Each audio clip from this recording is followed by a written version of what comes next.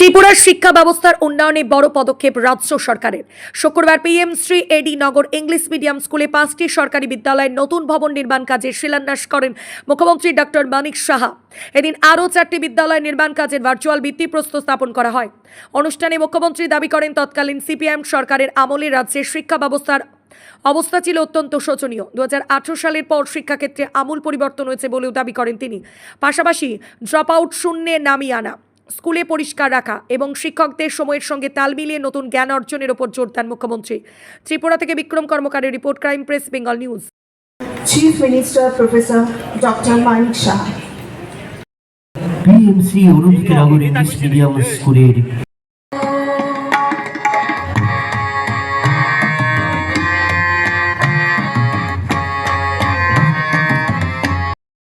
রাজ্যের মাননীয় মুখ্যমন্ত্রী প্রফেসর ডক্টর মানিক সাহা মহোদয়।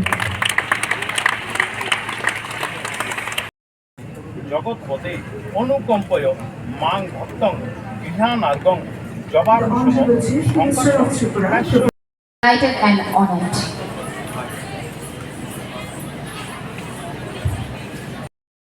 এবং সামগ্রিক শিক্ষা প্রদানের লক্ষ্য নিয়ে কাজ করে চলছে। প্রাথমিক পর্যায়ে We are honored to welcome our special guest, Dr. Samit Roy Chaudhary, IAS officer, and Secretary and Director.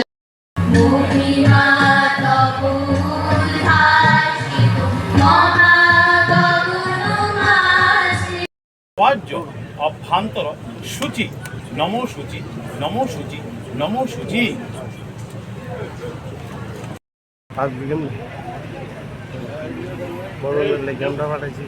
Thank you for your hard work.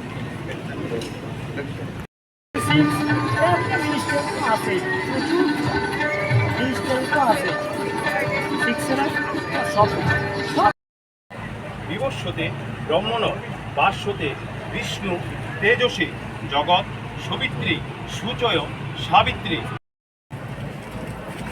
পুষ্পাঞ্জলি অর্পণ হয়েছে।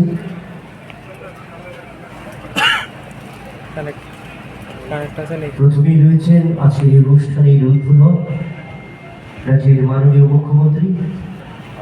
প্রতীক উচ্চারণের মধ্য দিয়ে আজকের এই Reception of the Honorable Chief Minister and all the esteemed dignitaries with holy scarf and floral bouquets.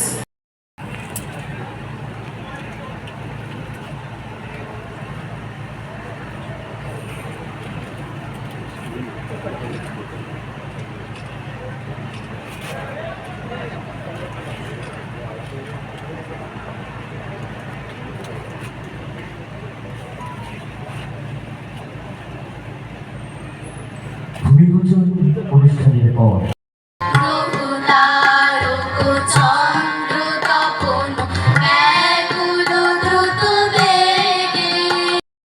কোনো অবস্থায় বাধাপ্রাপ্ত যেন না হয়। আজকের এই একদিকে ইনফ্রাস্ট্রাকচার ডেভেলপমেন্ট, ডিজিটাল শিক্ষা, আমাদের দক্ষতা উন্নয়ন, বালিকা শিক্ষা, ইনক্লুসিভ যে এডুকেশন সেটা হচ্ছে, শিক্ষার গুণগত যে মান সেটা আমরা চাই যে আগামী দিন আরও বাড়ুক। আপনারা শুনে খুশি হবেন যে অনেক সময় অনেক স্কুল তার সংস্কারও করতে হয়। কালকেও আমি কথা বলছিলাম যে 10% আমরা সমস্ত ডিপার্টমেন্ট, শুধু স্কুল এডুকেশনে না, যে 10% আলাদাভাবে দেওয়া আছে শুধু যে অ্যানুয়াল মেনটেন্যান্সের জন্য, এবং প্রপারলি সেই জায়গার মধ্যে কিন্তু মনিটরিংয়ের একটু সমস্যা রয়েছে। আমি কালকেও চিফ সেক্রেটারি মহোদয়ও ছিলেন, ওনাকে আমি বলেছি যে এটা আপনি দেখুন কেন এটা প্রপারলি ইউজ হচ্ছে না। অনেক সময় আপনি দেখবেন স্কুলে আসছেন, দেখবেন একটা বট গাছ উঠে আছে, তো সেটাকে আগের থেকে যদি বট গাছটা আপনি কেটে দিন বা সেটাকে প্রপারলি যদি নির্মূল করতে পারেন তাহলে ফাটল ধরবে না। কোনো জায়গায় দেখা গেছে যে সিমেন্টের যে সেটার যে প্লাস্টার চলে এসছে, আগের থেকে যদি আমরা সেটা করি তাহলে অনেকটা সুবিধা হয়। এর জন্যই মেনটেন্যান্সের কোনো ক্লাসের মধ্যে বেঞ্চ খারাপ, সেটাকে প্রপারলি আবার রিপেয়ার করা, এর জন্য প্রায় 213টি বিদ্যালয়ে এই ধরনের পরিকাঠামো যাতে উন্নয়ন হয় তার জন্য 1178.43 কোটি টাকা খরচ এর মধ্যে হয়েছে। আমাদের চাই যে ধীরে ধীরে এইভাবে এই ধরনের সমস্ত স্কুল এগুলো ডেভেলপ আমরা করব। এখানে আমার পূর্ববর্তী বক্তা অলরেডি বলেছেন যে নেসিট থেকে আমরা আরও, আমাকে বলেছেন সেক্রেটারি মহোদয়, নেসিট থেকে আরও এখানে আরও 240টি সরকারি এবং সরকারি সাহায্যপ্রাপ্ত বিদ্যালয়ে, সেটা তো আজকে করছি, তাছাড়াও আরও প্রায় 240টির মতো তারও অলরেডি অনুমোদন চলে এসছে, সেইগুলো আগামী দিন এখানে হবে। আজকে অ্যানালাইটিক পাওয়ার ইন্টারেক্টিভ ভিজুয়াল ক্লাসরুম খুব সুন্দরভাবে আজকে আমরা এখানে টিভির স্ক্রিন আজকে দেখেছি, কত সোজা হয়ে গেছে, কত ইজি হয়ে গেছে। সবাই তার লাভ আমার মনে হয় নেওয়া উচিত। গার্জিয়ানদের মধ্যে বলবো যে এইসব টিচারদের গিয়ে কারোর বাড়ির মধ্যে বসে যেভাবে পাঠদান সেখানে দেওয়া হয়, তার থেকে বেরিয়ে এসে কিভাবে এর সুযোগ নেবেন সেই ব্যবস্থা আপনারা করবেন। আজকে এই ইন্টারেক্টিভ লাইভও যে ইন্টারেক্টিভ পাঠদান হবে, তাতে করে ইংরেজি, বিজ্ঞান, গণিত এবং দুটো মাধ্যমে সেখানে পড়ানো হবে, ইংরেজি এবং বাংলা। এখানে বলা হয়েছে 2A যে রিসেট প্রযুক্তি অনেক জায়গায় আছে। মেইন যে এই প্রযুক্তিটা আজকে স্টার্ট হলো সেটা হচ্ছে একদম গ্রামগঞ্জে, যেখানে পড়াশোনার সুযোগটা একটু কম, তো সেই জায়গার মধ্যে যে রিসেটের মাধ্যমে 2A প্রশ্নও করতে পারবে, এই সুবিধাটা কিন্তু এখানে হয়ে গেল। তার জন্য যে দোকানগুলো বিক্রি করতো সেখানে যেতাম, তাদেরকে অর্ধেক দাম করে সেটা নিয়ে আসতাম। আসার পর দেখা গেল যে মাঝখানের ভিতরে 2-3টি পাতা নাই, তো গেলে বলে আগে দেখে নিলেন না কেন, এসব এটাও একটা কালচার ছিল। আর এখন তো আমাদের সরকার ফ্রি বুক দেয়, নতুনভাবে বই দিচ্ছে, এই যে বইয়ের গন্ধেরও কিন্তু একটা আলাদা বিষয় রয়েছে। তো এইগুলো নিয়ে এই কারণে বলছি যে এই যে কম্পিটিশন, যে যত বেশি ফোকাস থাকবে, ফোকাস যে কোনো বিষয়, সে তত বেশি জ্ঞান অর্জন করতে পারবে। আমাদের যিনি যশস্বী প্রধানমন্ত্রী, চিনো তো সবাই, নাম জানো তো? কি বলেন উনি? পরীক্ষা পে চর্চা। কেন নেন উনি পরীক্ষা পে চর্চা? যে স্ট্রেস এবং স্ট্রেইন থাকে আমাদের পরীক্ষার সময়, তার থেকে কিভাবে বাইরে থাকা যায়। আর স্ট্রেসে আর টেনশন থাকলে কিন্তু অনেক কিছু জানা জিনিসও ভুলে যায়। এটা আমাদেরও ছিল, এখনো হয়। যত বেশি রিল্যাক্স ওয়েতে চিন্তা করা যায়, রিল্যাক্স ওয়েতে গ্রহণ করা যায় এবং নিজের ভাষায় যদি বলা যায়, সেটা কিন্তু অনেকের কাছে গ্রহণযোগ্য হয়। এবং সেই আর্ট যারা এখানে ছেলে মেয়েরা আছেন, তারা যত বেশি সেটাকে আয়ত্ত করতে পারবে, সে কিন্তু আগামী দিনের ভবিষ্যৎ হবে।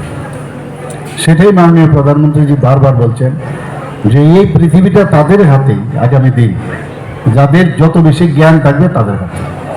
আজকে হিউম্যান রিসোর্স সারা পৃথিবীর মধ্যে আমাদের ভারতবর্ষে 65%।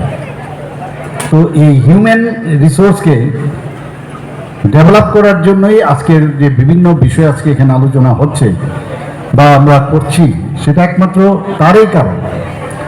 আজকে এখানে এই যে 5টি বিদ্যালয়ের জন্য আমরা যে ইনফ্রাস্ট্রাকচার ডেভেলপমেন্ট করার জন্য প্রায় 29,12,00,000 টাকা ব্যয় করার আমরা সিদ্ধান্ত নিয়েছি। এবং 5টি যে গুরুত্বপূর্ণ বিদ্যালয়, তার নতুন ভবন নির্মাণের যে প্রকল্প, সেগুলো এখানে তো ফিজিক্যালি একটা করেছি, বাকিগুলো সেইভাবে শিলান্যাস আজকে হয়েছে। তো আমাদের সরকার তো এগুলো করছে, প্রতিদিন বলছেন। আমার পূর্ববর্তী বক্তা আমাদের সেক্রেটারি মহোদয় অলরেডি বলেছেন যে RIDF এর থেকে ফান্ড নিয়ে আমরা এই কাজগুলো করছি। এখন আমি গতকালও মিটিং করেছি এবং আমাদের যিনি সুমিত বাবু আছেন, ডাইরেক্টর সাহেব, কালকে বলেছেন, আমি কালকে মিটিং করেছি। আমি বললাম প্রতিটা স্কুলে আপনারা খবর নিন সেখানে বাউন্ডারি আছে কিনা, বিশেষ করে গার্লস স্কুলগুলোর যেগুলো আছে সেখানে বাউন্ডারি আছে কিনা।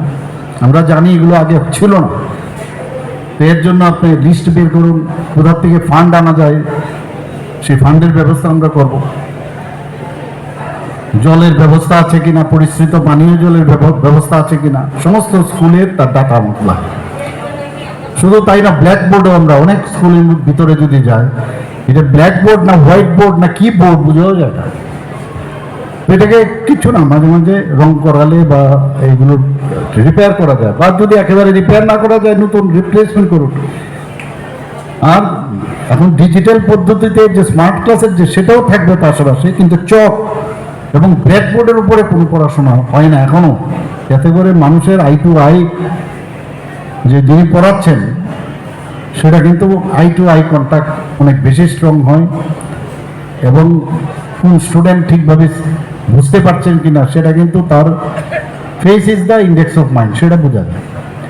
তো এর জন্য আমি বলেছি, আপনারা গত 2-3 দিন আগে আপনারা জানেন ওয়েস্ট বেঙ্গলে কলকাতায় একটা স্কুলে, খুব নামি স্কুল, এর ফি অন্যরকম, প্রাইভেট স্কুল, ভর্তি হওয়াই মুশকিল। সেখানে দেখা গেল একটা বাচ্চা ক্লাস 3-তে পড়ে খুব সম্ভবত, সে ওয়াশরুমে গেছে, ওকে সাপ কাটলো।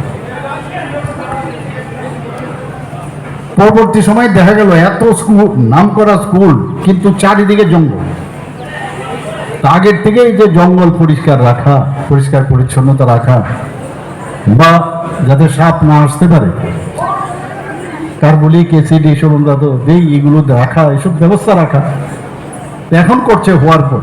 তো একটা মায়ের, একজন বাবার একটা সন্তান যখন স্কুলে পাঠায়, স্কুলে গিয়ে যদি তার নিরাপত্তা না থাকে, ইনসিডেন্ট হতে পারে যে কোনো জায়গায়।